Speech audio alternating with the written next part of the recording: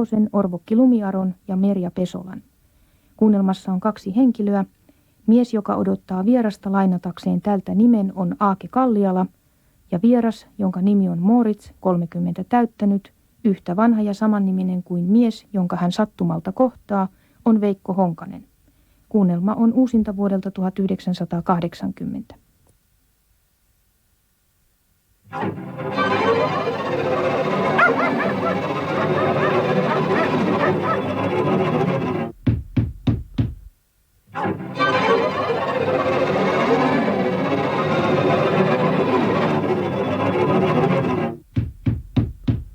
Sisään. Se on auki, turha jyskyttää.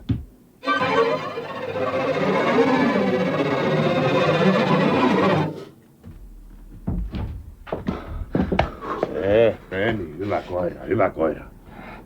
Minä en enää tajunnut mitään. Lumitokkiselmät. Jumalalle olkoon tästä kiitos. Kuka olettekin? Minä olin jo varma siitä, että kuolen. Usko ja henkeni Jumalan käsi. Mahtoiko tuo auttaa? Meneppäni ulos, mene. Pidä hyvin vaan.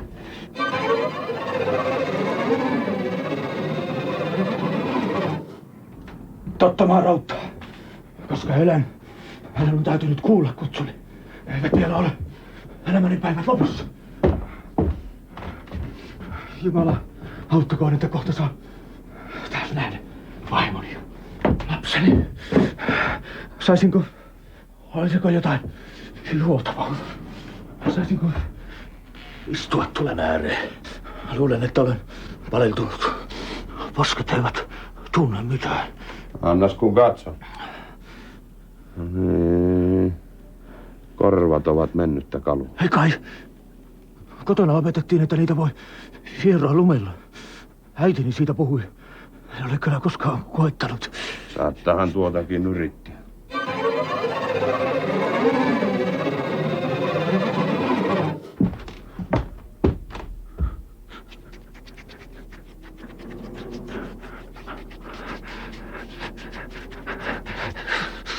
Tunto alkaa palata. Kipu. Se merkitsee, että niissä on vielä jotain toivoa. Niin. Kipu se parhaiten muistuttaa elämästä. Kuolema on toista, suloista sanovat. Vaikka en minä siitä tiedä, kun en itse ole vielä kokenut. Kuolema. Sitä minä juuri olen paossa. Taistelu on hävitty. Kerta kaikkiaan. Venäläisiä pidätä enää mikään. Puoli Suomea on jo mennyt. Nyt menee loput. Ne tulevat päälle kuin hurtat. Niitä on liikaa. Tämä on Suomen loppu. Kun vain jaksaisi toivoa. Täällä ei vielä ole hätää.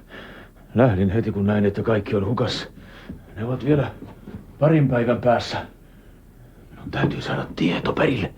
Viesti taistelun kulusta. Että tietävät. Mitäs se sinua tai niitä hyödyttää, jos taistelu kerran on hävitty? Ei ihmisen elämä kumminkaan lopu. Miten niin? Taistelun häviäminen merkitsee kaiken loppua. Miksi muuten olisimme sotineet? Kohta ei enää ole Suomea. Niin, kai se sitten niin on. Minä en ole syönyt 2 päivää muuta kuin lunta. Edes jotain. Voisin maksaa. Tiedä häntä. Ruotsin rahaa pitäisi olla ruplia nyt. Hölmöä. Tämähän on aito. Katso kun puren. Hampaanjäljet. Sinulla on vielä hampaat. Sepä hyvä. Taidat olla nuori. Jumalan armosta olen täyttänyt jo 30. Sodassa ja kaikki ja yhä hengissä. Pitkä ikä jo. Vaikka mitäpä se minulle kuuluu. Istu siihen takan ääreen. Tässä on minulla muutama nauris paistumassa. Ei ole ruokaa oikein minulla itsellänikään. Jos olisi vielä vaikka 1 viinaryyppy. Muuten tulee horkka. Sitten ei auta muu kuin rukous. Annanhan minä. Anna muutakin, jos haluat. Ihan totta. Maksan kyllä. Saat vähät kolikkoni. En minä rahasta. Ihan huvikseni anna. Jos sanot, kuinka monta lasta sinulla on? Miten niin? 2. Tyttö ja poika. Kuningas Kustaa 4. Adolfin uskollisia alamaisia. Ettei sentään jo Aleksanteri ensimmäisen. Tehän tunnette asioita. Täällä puhutaan jo tietysti. On tainnut sana kiertää siitä, miten Klärker perääntyy. Mikä häpeää. Ja sitten Klingspor samaa maata. Oli meillä toki Adlercreutz ja varsinkin Sandels. Mutta nyt ei sekään auta. Jokaisesta tyhjästä kohdasta niitä perkeleitä ilmaantui. Väärä usko voittaa. Ne ovat jo Turussa ja ties missä. Ja minä. Mutta kaikki ei sittenkään voi vielä olla hukassa.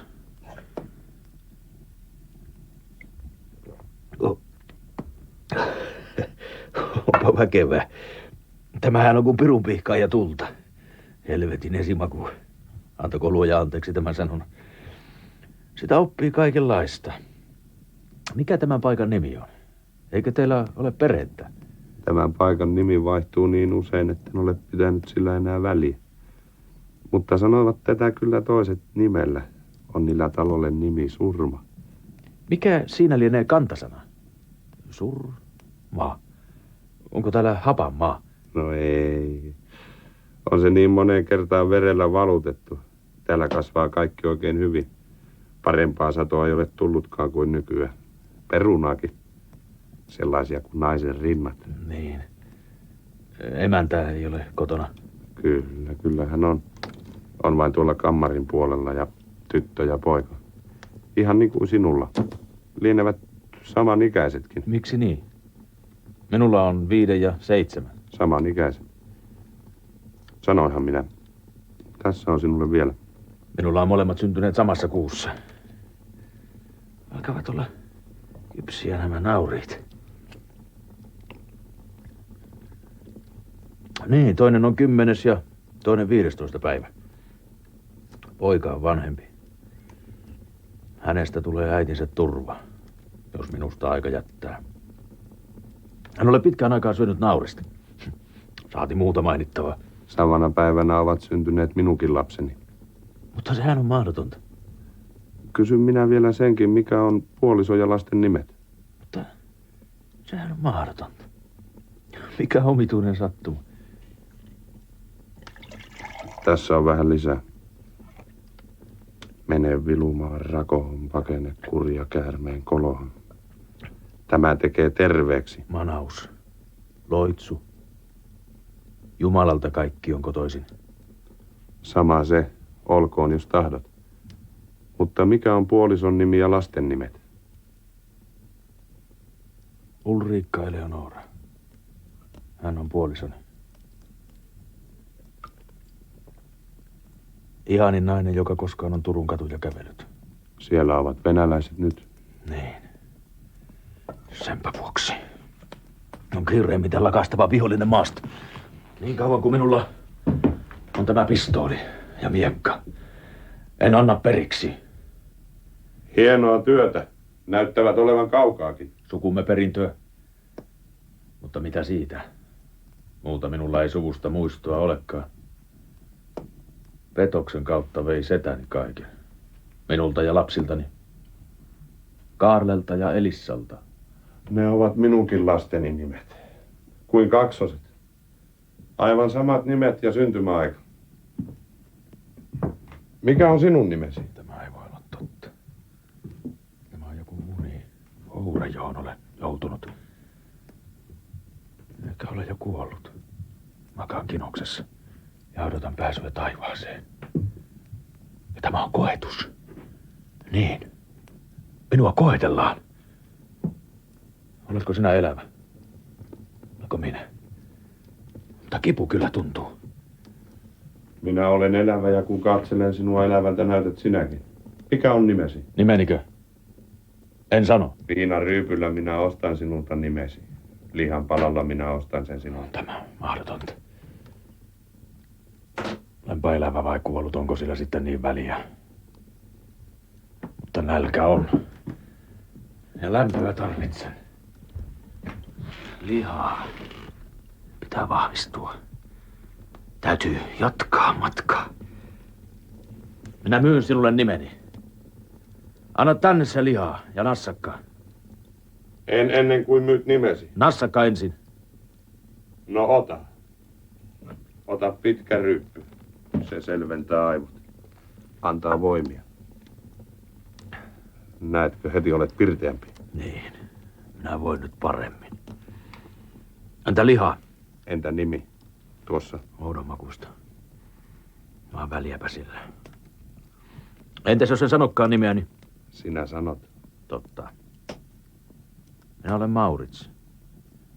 Se on minun nimeni. Ja sukusi. Sitä ei sano mistään hinnasta. No ei se kuulunutkaan tähän kauppaan, olkoon. Minä taas olen Mauri. Olemme kaksosia mekin. Yhtä vanhoja ja saman nimisiä. Kun sanot vielä milloin olet syntynyt. Sinä olet hullu. Mitä noituutta tämä on? Kas tässä? Tässä on pyssy, niin se on ladattu.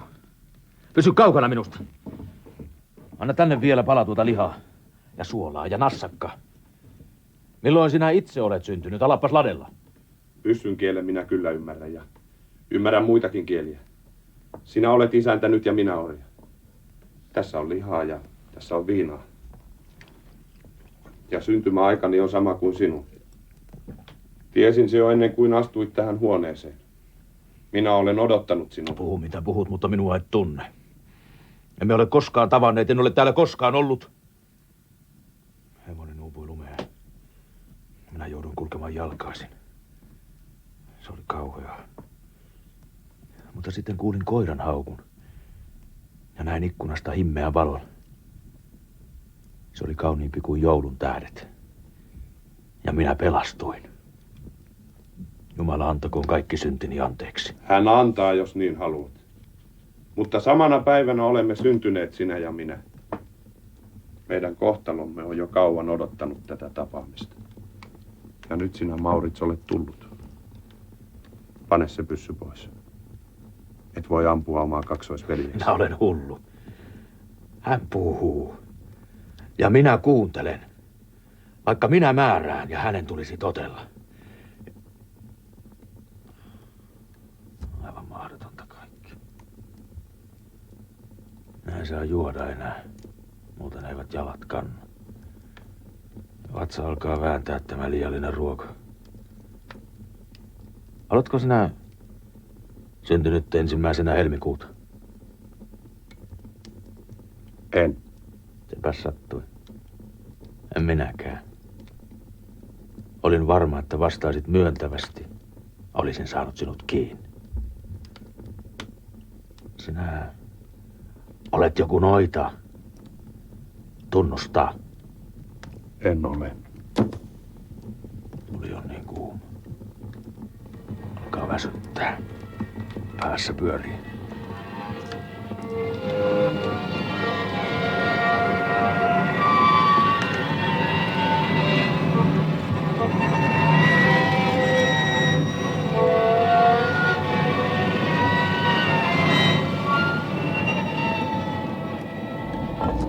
Sinä pidät tulesta. Katso, kuinka minä laitan tähän puun ja kuinka liekit suurilla kielillään nuolevat sitä. Kuinka tulen kynnet ilveksinä tarttuvat runkoon ja sähisten kiipeävät latvaan. Ja mikä kohina, kun tulen myrsky alkaa. Kuuletko? Se lämmittää sinua ja minua. Se lämmittää meitä, joilla on yhteinen elämä ja kohtalo. Kaksosia. Painu siihen pitkällesi, naakkojen alle. Minä valvon vielä ja hoidan tulta. Sama se. Et sinä voi muuta kuin tappaa minut. Ei silläkään ole niin väliä. Kuolla oli jo. Tässä on hopeani. Ota se. Sen edestä olen hyvinkin syönyt. Mutta haluan vain nukkua. Mitä outoa? Sinuttelenko minä sinua? Sodassa katoaa tavat. Kaikki. Joka ainoa asia. Niin. Nukun nyt. Minä valvon ja hoitelen tulta. Se meitä täällä yksin suojaa.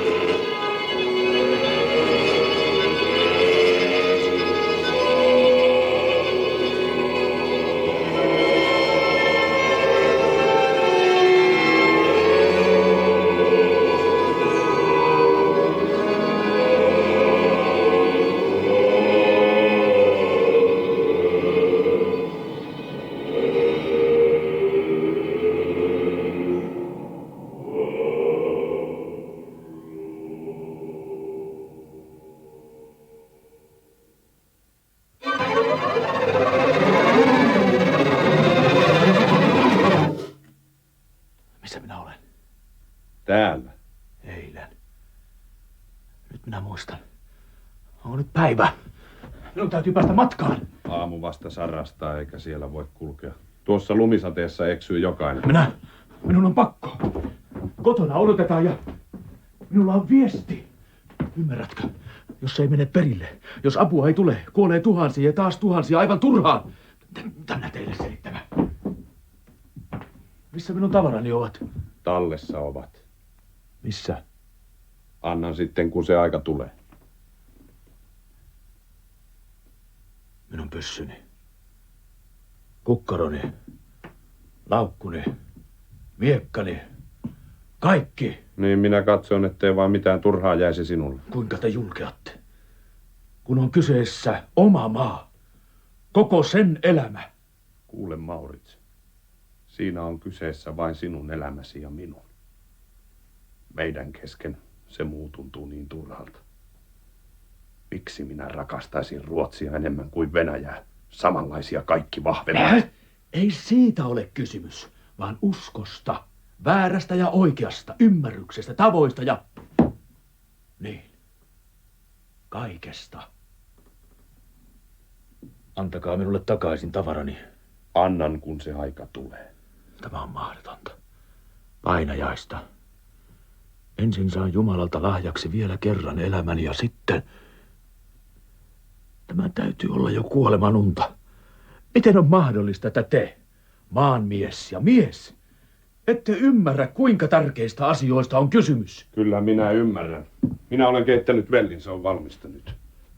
Minulla on tässä vielä palalihaa, nauris ja vettä.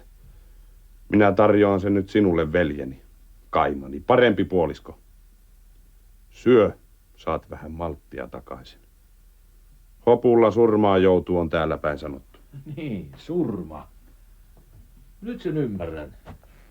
Ensin täällä otetaan ystävällisesti vastaan ja sitten surma. Selvä suomen sana. Vielä minä tulen kertomaan sinulle, mistä se nimi johtuu. Se ei ole vanha nimi, mutta syö nyt. Sinä tarvitset ruokaa. Ilman sitä sinulla ei ole myrskyn kanssa mitään mahdollisuutta. Se on nyt Jumalaakin voimakkaan.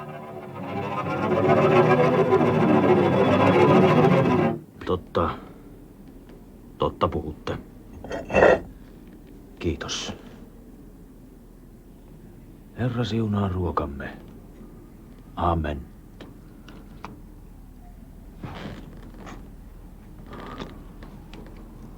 En tässä muutakaan voi.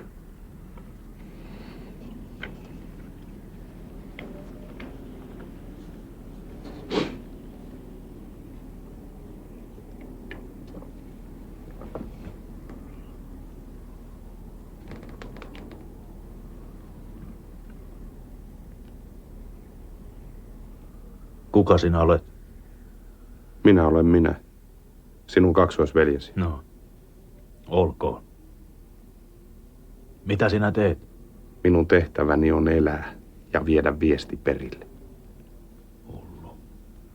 Matkii joka sanani. Mutta vaaraton. Ei ole yrittänyt sentään tappaa. Olkoon niin.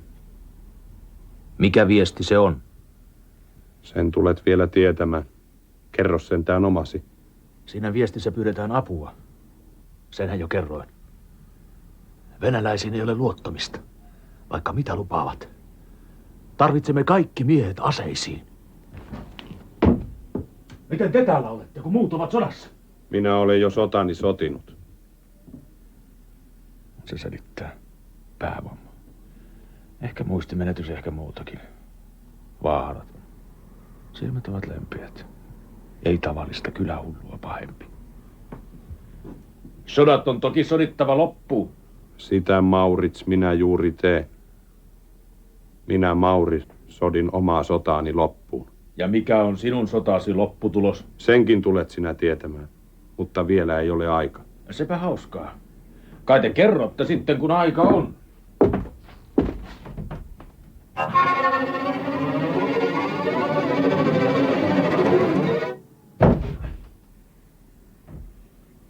Totta. Myrskyn voima on hurja. Nyt ovat liikkeellä kaikki pahat henget. Ei ole juuri eroa päivällä ja yöllä. Ei valolla eikä pimeällä. Jotain sentään erottaa. Minne tuo ovi johtaa? Kammari. Senhän sinulle veljeni jo kerroin. Nyt muistan. Siellä on arvon puolisonne ja lapsenne nukkumassa. Hiljaisuudesta päätellen eivät ole vielä heränneet. Minäpä menen ja herätän heidät. Mitkäs heidän nimensä olivat? Nyt muistan. Vaimone oli Ulriikka Eleonora, niin. Sama kuin minulla ja lapsenne. Pulska poika Kaarle, 7. Ja tytär Hento ja Kuuliainen Elissa iältään 5. Täsmälleen yhtä vanhoja kuin minun lapseni. Päivälleen. Nyt minä siis tapaan heidät. Ties vaikka olisivat omien lapsieni näköisiä.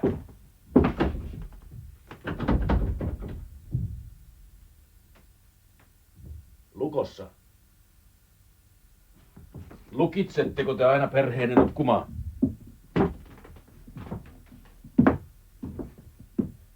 Se on tapana täällä, kun tulee vieraita. Niin, minä ymmärrän. Huono käytökseni saattaisi heitä loukata. Mutta voidaan opetella sitä teiltä. Otanpa tuosta halon.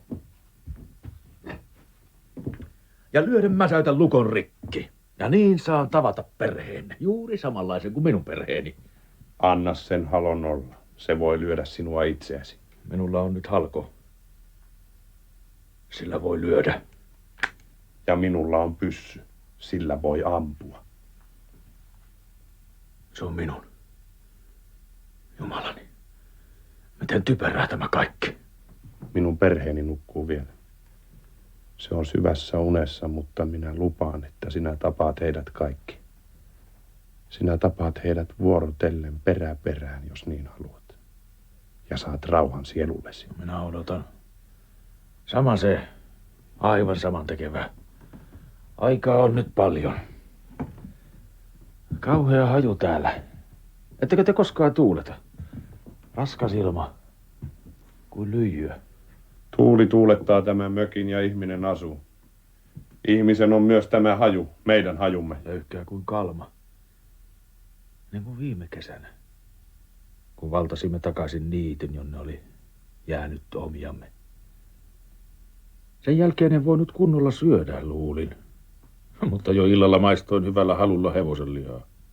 Minä, joka rakastin kerran hevostani niin, että vannoin, että milloinkaan hevosenlihaa koskisi. Ihminen syö kaikkea, mitä on pakko, kun on nälkä. Puuta olemme täällä useinkin syöneet. Nyt minulla on viimein lihaakin. Vielä kuukausi sitten ei ollut. Teurastitteko karjaa? Niin, savustin ja kypsensin ja Pakkanen on säilyttänyt. Sillä on tultu toimeen. Omituisen makuista lihaa, mutta hyvää. Kun on nälkä. Nälkä. Oletko sinä, Maurits, koskaan nähnyt nälkää? Viimeksi eilen. Näitkö sen kasvoja? Hullu. Näkee kaiken, mitä haluaa. En huomannut katsoa. Sillä on ihan tavalliset kasvot niin kuin sinulla ja minulla. Nälkä voisi olla 3. veljemme.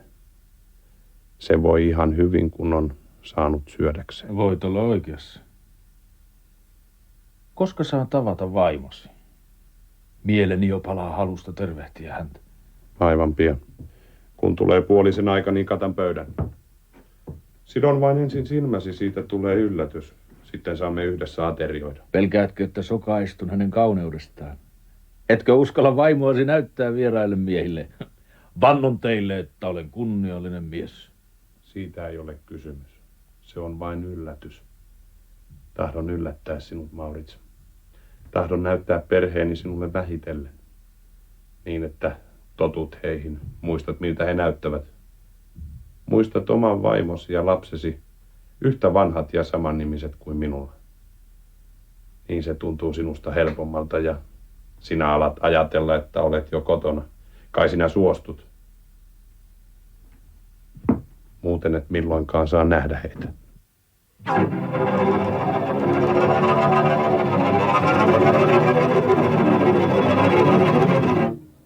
Mitäpä minä? Miksi ei suostuisi? Eihän tässä ole muuta kuin aikaa. Tuokaa jo se liina, että päästään aterialle. Minulla alkaa jo olla nälkä taas. Nyt tahdon, että juotte seurakseni, jos vielä löytyy tilkka viinaa. Yksin on niin ikävä juoda. Ja sitten tulee olemaan minun vuoroni tässä leikissä. Joko olette löytänyt liinan? Minä olen jo pannut silmäni kiinni. Näettekö? Minä en enää näe mitään.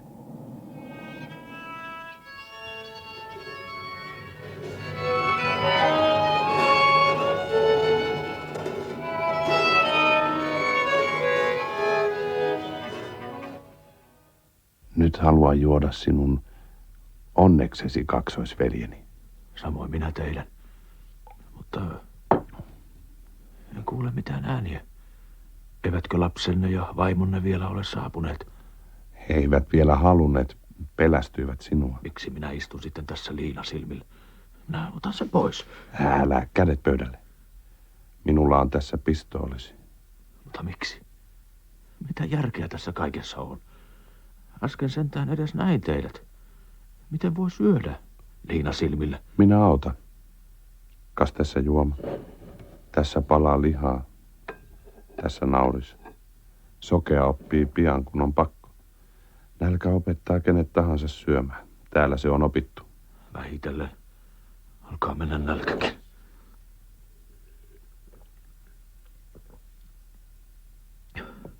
Miten viina sentään lämmittää suloisesti.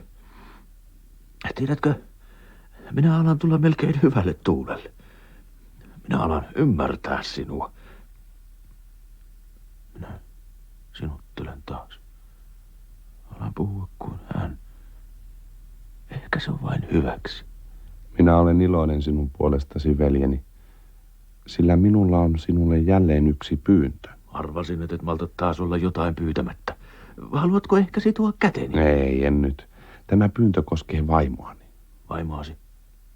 Se mahtaa olla sitten helppo täyttää. Niin, luulisin, että on. Kun sinulla on 2 lasta, sinä kyllä osaat sen, mitä minä sinulta pyydän. Saanko arvata? Vaimosi on ehkä sairas ja sinä kysyt minulta parannusohjetta.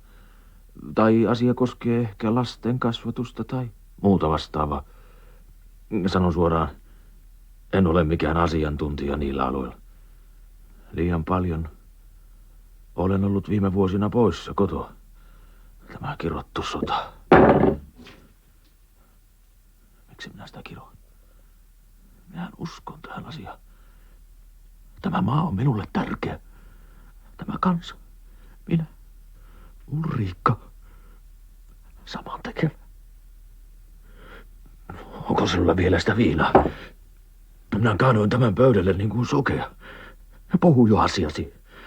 Anna minun ottaa sitten side pois. Koska sinä olet minä, voin puhua tämän asian sinulle näin helposti.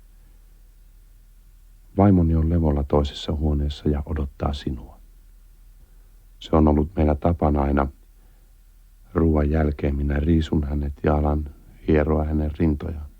Ensin sitä, joka on ylempänä ja sitten alempaa rintaa sitä, joka on pienempi. Sitten minä riisun hänen hameensa ja työnnän pääni hänen aarojensa väliin. Ja hän alkaa nauraa. Hänen naurunsa on kumeampi kuin 10 tynnyriä.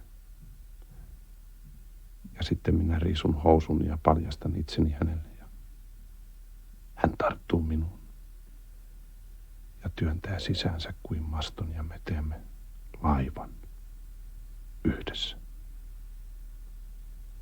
Merimatkan. Ja sen päätyttyä syntyy pieniä veneitä, jollia, ihan mitä tahansa purialuksia.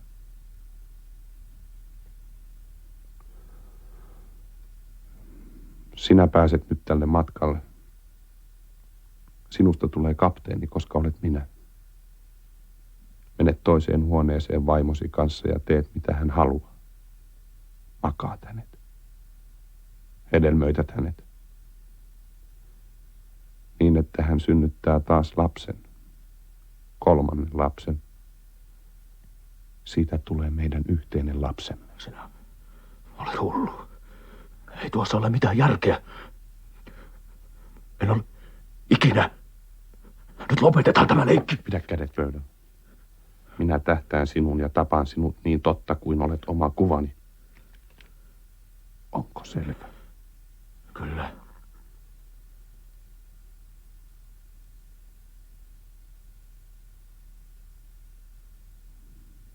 Minä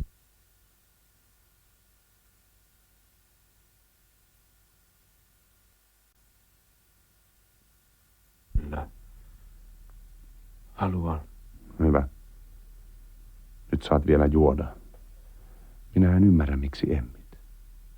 Tämä nainen on sinun vaimosi ilmetty kuva.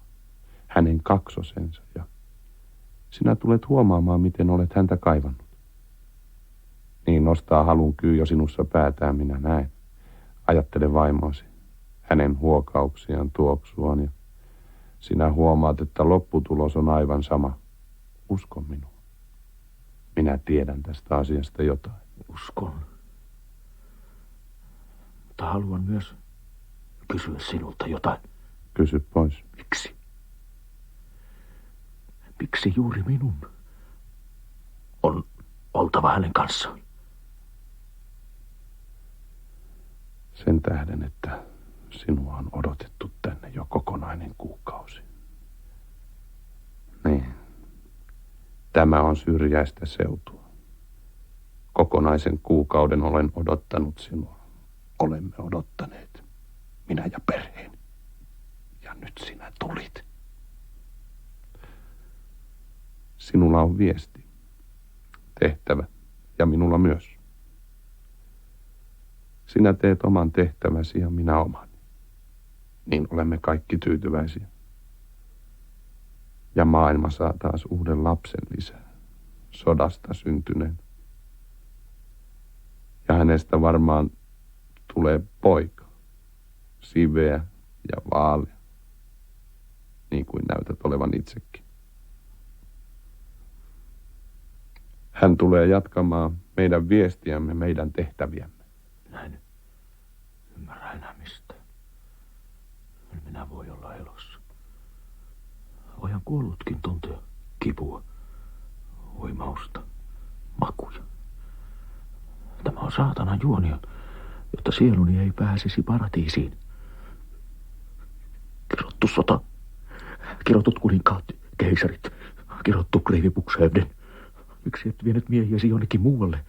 Miksi marssitit venäläiset juuri Suomeen? Eihän täällä ole mitään toiselle kelpaavaa, vain nälkää, kuolemaa. Minä alan itsekin tulla hulluksi. Väsymys, viina. Missä viinaa on? Viinaa, niin. Minulla on sitä vielä vähän massakassa. Sitten ei ole mitään, ja liha on myös kohta loppu. Mutta vielä voimme syödä ja juoda ja täyttää tehtävämme. Juo. Juo kaikki. Kiitos. Mauri. Niin, Maurits. Sinä sanoit minua nimeltä. Minä kiitän sinua. Se oli ensimmäinen kerta. Sanoiko? En muista. Sehän oli sinun nimesi. Minua väsyttää. haju ja ilman raskaus ovat kuin lyijyä. Minä tahtoisin hetken nukkua. Torkahda vain. Kerää voimia tehtäväsi varten, sillä voimia sinä tarvitset. Minä valvon ja odotan, että herät. Teen kaiken valmiiksi. Sinä pääset levänneenä hänen viereensä, että osaat kaikin tavoin käyttää taitojasi. Hän on siihen asiaan hyvin mieltynyt.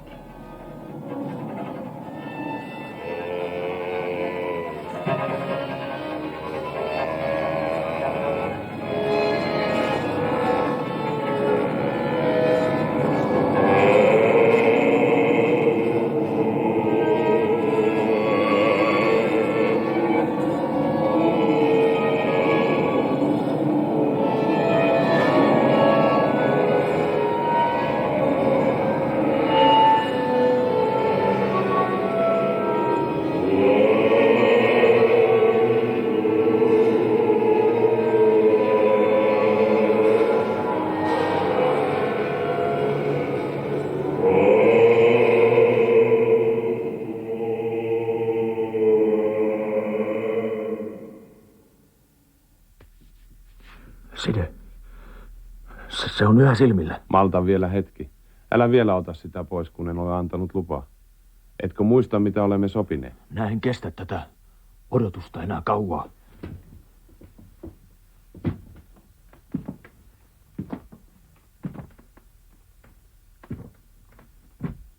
Kuollut herää taas eloon ja kaikki uudistuu. Se, mikä tapahtui, mikä oli kauheaa unta, katoaa. Ja minä näen taas edessä oman elämämme. Vaimon ja lasten elämän. Tuon pellon, joka kasvaa viljaa niin kuin nyt lunta. Ja järven, jossa on kalaa kuin hyttysiä. Niin. Me alamme elää taas kuten ennenkin ja sota unohtuu. Se kaikki on ollut vain pitkän talven pahaa harhaa. Annatteko minulle vielä juotavaa? Tämä riittää nyt. Olemme valmiit. Tartu käteeni. Mutta älä yritä mitään. Toisessa kädessäni on ase, joka hyvin tunnet. Kävele hiljaa. Et kompastu lankkujen rakoihin ja kynnykseen.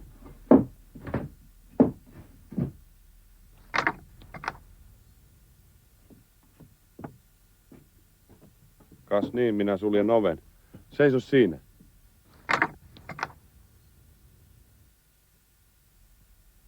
Miksi sulit oven? En halua, että meitä häiritään nyt.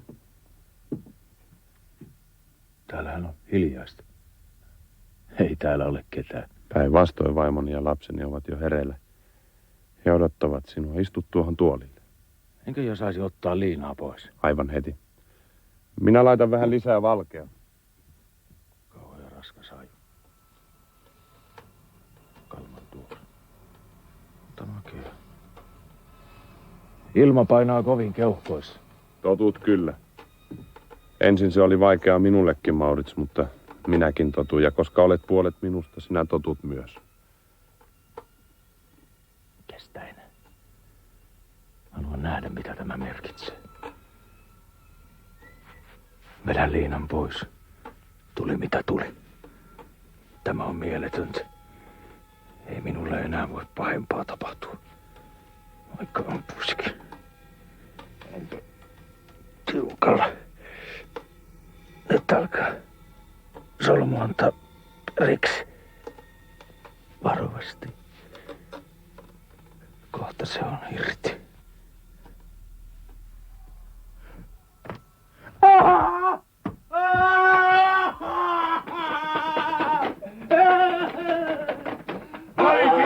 Paikallisesti kuin olisit jo. Lopeta huuto, minä en jaksa sitä kuulla, se alkaa kiertää päässäni. Istu. Etkö jo ymmärrä? Vastaa. Kyllä. Ei. Minä istun. Ihan rauhallinen. Istutaan nyt ja tutustutaan minun perheeseeni. Nyt kun olen ne viimein kaikki tavanneet.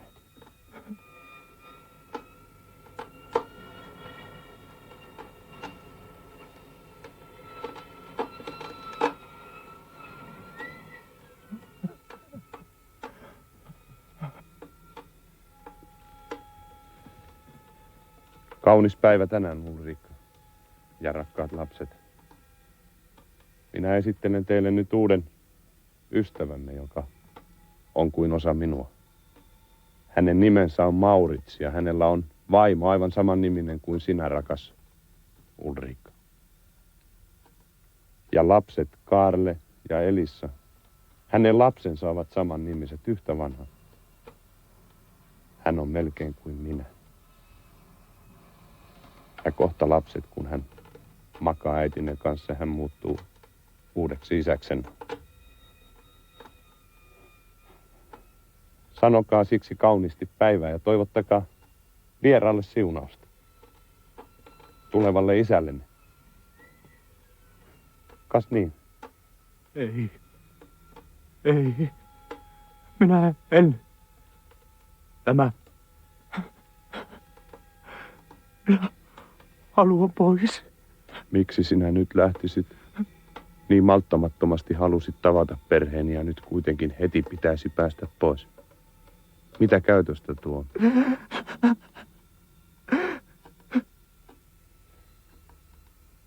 Tämä hetki, jälleen näkeminen on uudelle isällenne näköjään vaikea, mutta uskon, että hän tottuu, sopeutuu.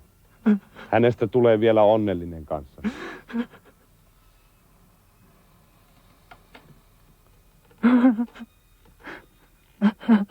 Nyt lopetat. Tervehdin vaimoani Maurits. Katso, mitenkä kylmä rauta tuijottaa sinua yhdellä silmällään ja on valmis sylkäisemään kirouksensa päin kasvoja. Näin. Kuolemaa pelkää. Enää. Tapa minut äkkiä, jotta pääsen tästä piinasta. Järkeni on sokaistu.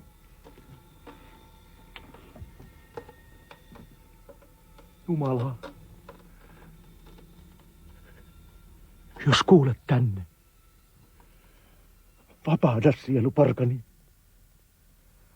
Anna anteeksi syntini ja ota minut tykösi. Hiljaa. Me seurustelemme nyt perhepiirissä ja Jumalalla ei ole täällä mitään tekoa. Ja muista, minä en suinkaan tapa sinua, vaan vähän haavoita, niin että muistat koko ajan tehtäväsi. Minä alan suuttua nyt. Minä tunnen, kuinka sen voima nousee sisältä ja kasvaa täyteen pituuteensa ja alkaa sylkeä tulta ja mustaa hiiltä. Kipunoita. Ja minä tunnen, kuinka pää kohoaa ja kasvaa. Ja ajatukset alkavat lennellä kuin taivaan linnut. Mustat ja suuret, äänettömin siivin. Näetkö? Tuolta ne tulevat. Lepakot, korpit ja kaikki. Ne tulevat sinun kimppuusi ja nokkivat silmäsi, mutta ruumiisi jätetään eloon. Sano siis kiltisti päivää vaimolleni, niin kuin hyvä tapa vaatii.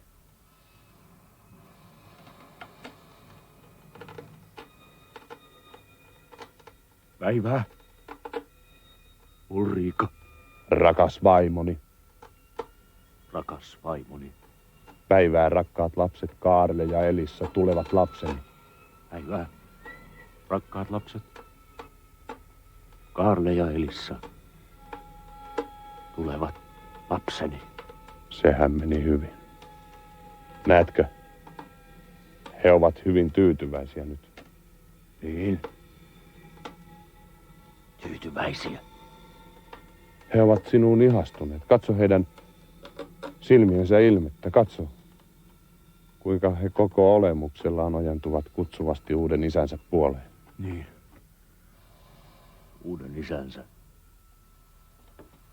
Minä muutun nyt papiksi ja siunaan teidän liittonne niin kuin minun liittoni aikanaan Ulrikan kanssa siunattiin. Ja Kohta saat laskeutua häävuoteeseen hänen kanssaan niin kuin minä aikanani. Ja hän hedelmöittyy sinusta ja synnyttää lapsen ja meidän yhteinen sukumme Maurits jatkuu. Meidän sukumme ei kuole. Sano se. Se ei kuole. Sä olet hullu. Eihän heillä ole edes käsiä. Pelkät päät. Minne sinä olet piilottanut loput? Minne sinä olet piilottanut heidän ruumiinsa? Katso itse, etkö näe? He ovat pelkkää olkea ja paju. Ei niillä ole ruumista. Olkea ja pajua. Päät. Kauheat päät. Nehän haisevat. Herra Jumala, auta. Minä en kestä enää. Oi pahoin. Hiljaa. Nyt minun täytyy kohta sulkea suusi, sillä sinä puhut sellaista, joka ei pidä paikkaansa. Sinä olet päästäsi vialla. Minun perheeni voi oikein hyvin, kun katsot heitä tarkemmin. Miten herttaisesti vaimoni yhä sinun suhtautuu, vaikka häntä äsken noin moitit. Katso. Hän ei yhtään loukkaantunut. Hän odottaa sinua niin. Pian hän on sinun.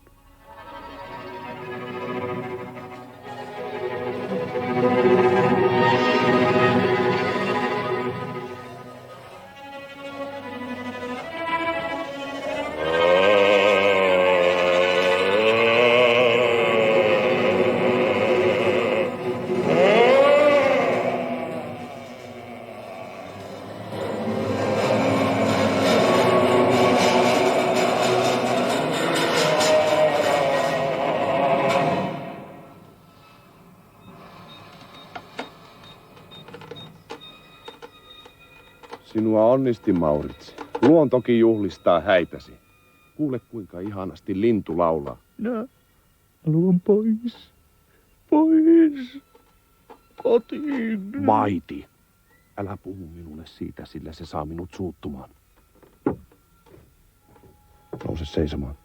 Nouse nyt. Kas niin. Tule tänne vuoteen viereen. Ei. Käy siihen pitkäksesi. Hänen vierensä nopeasti. Minä vihin teidät nyt. Kas noin. Sinä makaat nyt siinä rakkaan Ulrikkasi kanssa. Hänen sinä kohta yhdyt. Tulet samaksi lihaksi hänen kanssaan niin kuin olet osittain tullut jo aikaisemminkin. Näin vahvistat liiton, joka alkoi jo eilen, kun tulit tähän majaan, jossa me sinua kiihkeästi odotimme. Me olemme odottaneet sinua jo kuukauden, sillä kuukausi on siitä, kun ystäväsi kävivät täällä. Ei minulla ole ystäviä täällä. Missään.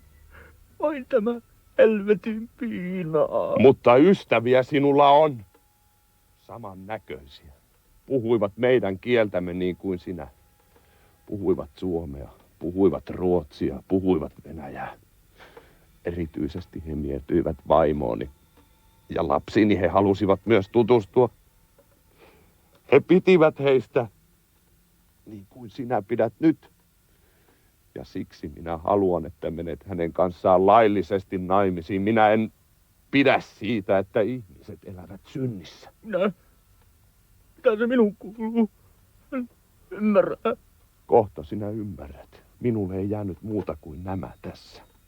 Perheeni, vaimo ja lapset. Niin minä tulin yhdeksi heistä, lopullisesti. Ja nyt olet sinä myös yhtä heidän kanssaan eilisestä lähtien. He ovat jo kaikkialla sinussa, sinun sisälläsi.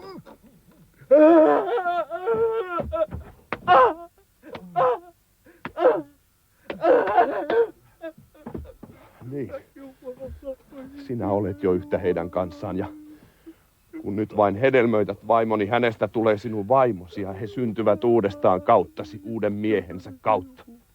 Ja minä olen vapaa. Minusta tulee Maurits ja sinä, Mauri, saat jäädä asumaan tähän mökkiin. Jäät mökin isännäksi.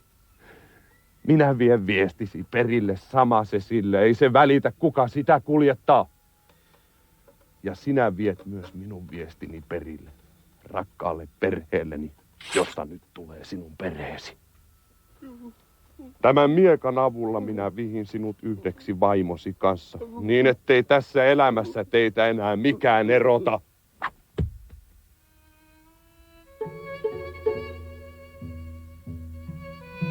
Tämä sota on nyt loppuun sodittu. Sekä oma sotani että toista. Rauha tulee, kun armeija perääntyy jo viimeistään. Kesällä me olemme jo osa Venäjää ja jäämme siksi. Ja kaikki mikä tapahtui on pelkkää pahaa unta. Kukaan ei usko, että sellaista on edes voinut olla. Ja taas pellot kynnetään ja lapsia kasvatetaan virteessä kuin nauriita maassa. Jos jollakin on vielä siementä tallessa. Minulla ei enää ole.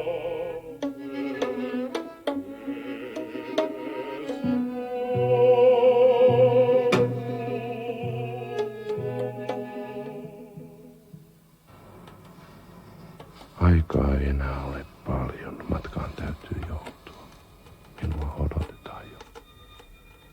Uusi perheeni odottaa. Kaikki se odottaa, mikä on rakasta. Ja minä olen nyt lähdössä. Se ei kestä enää kauan. Minä olen jo väsynyt sinne. Sain odottaa tätä lähtöä liian kanssa. Mutta en halunnut lähteä ennen kuin taloon jäisi uusi isäntä pitämään huolta tästä perheestä.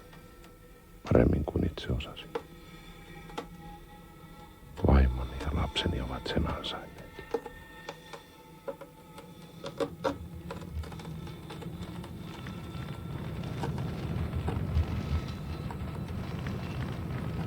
Tuli. Sen kädet ovat suloiset ja se muodostaa kielellään ja sormillaan kultaiset vaunut. Ja kultaiset linnut asettuvat niiden eteen.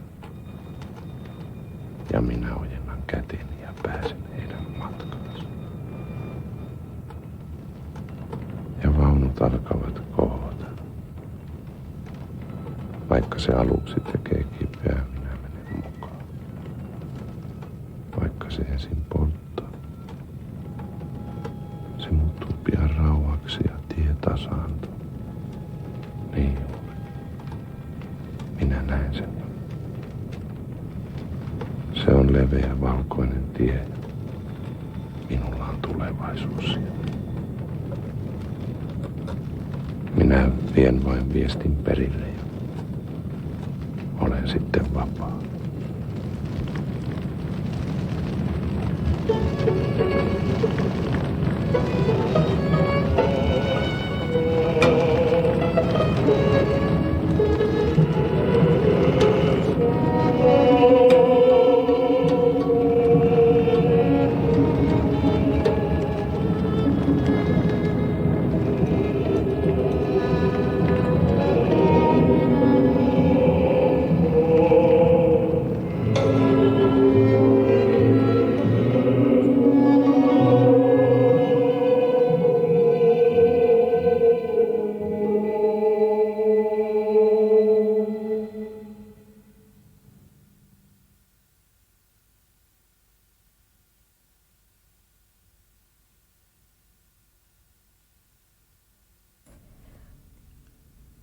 Radioteatteri esitti Hannu Mäkelän radioteatterille kirjoittaman kuunnelman Surma.